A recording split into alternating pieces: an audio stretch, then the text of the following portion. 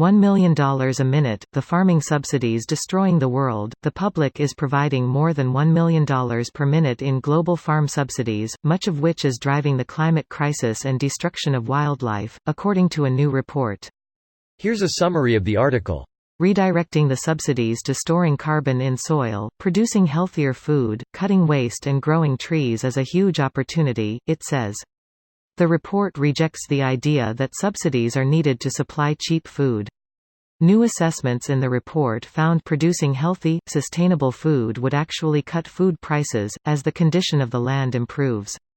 There is incredibly small direct targeting of positive environment outcomes, which is insane, said Jeremy Oppenheim, principal at the Food and Land Use Coalition, the collaboration of food, farming and green research groups that produced the new report.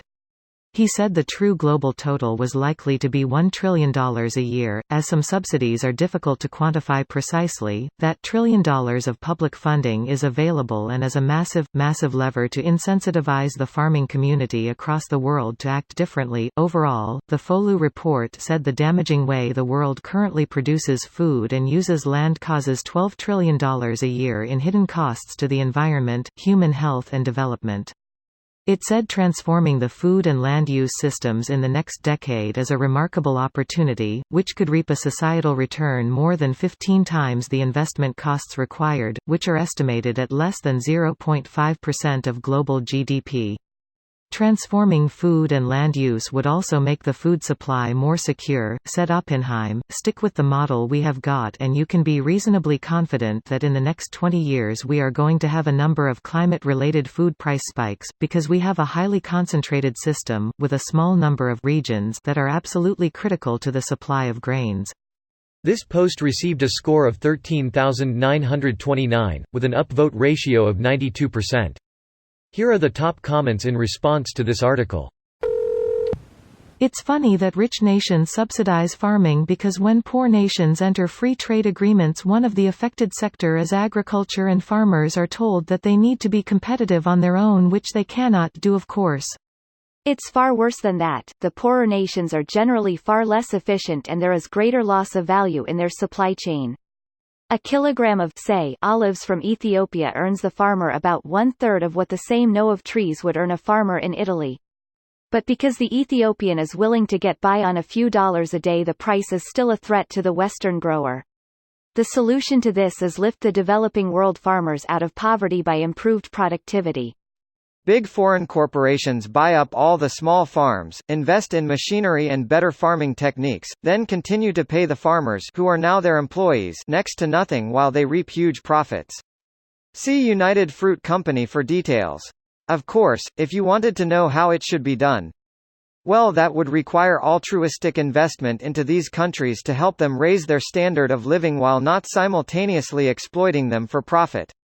Not gonna happen. That's called colonization or suicide, depending on how it goes.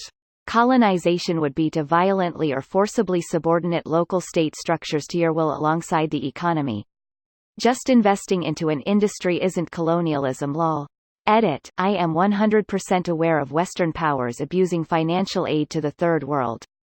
The op was referring to altruistic investment, which by definition precludes all of the many permutations of whatever dodgy practices you can dream up of. The latter is done through financial mechanisms, primarily. It has long been done by the US in Latin America, and is currently being done very successfully by China in Africa as we speak. Just like that, an economically strong country can pay itself to build infrastructure, and then with the power of debt can buy the resources extracted with that infrastructure at far below the going rate. Neo-colonialism is a mechanism for bypassing national sovereignty and ripping out resources without resorting to warfare. Greater than neocolonialism is a mechanism for bypassing national sovereignty and ripping out resources without resorting to warfare. New way to do an old thing. Meet the new boss, same as the old boss. Agricultural policy is also defense and security policy. Also, meat production provides security in areas where crop output is limited due to climate and especially where bad years are possible. These two factors justify farming subsidies and some of the meat, dairy industry for most countries in EU. However, the weighing and the amount can be debated, as well as if current environmental requirements for receiving subsidies are sufficient enough. Consumers, on the other hand, want to eat local clean food in every country, and surprise, surprise, rich countries have the safest food on the planet. This video was automatically created by Reddit to speech. The article and comments in this video were selected from Reddit according to their upvotes, and any paraphrasing was performed by smmry.com, without any human intervention.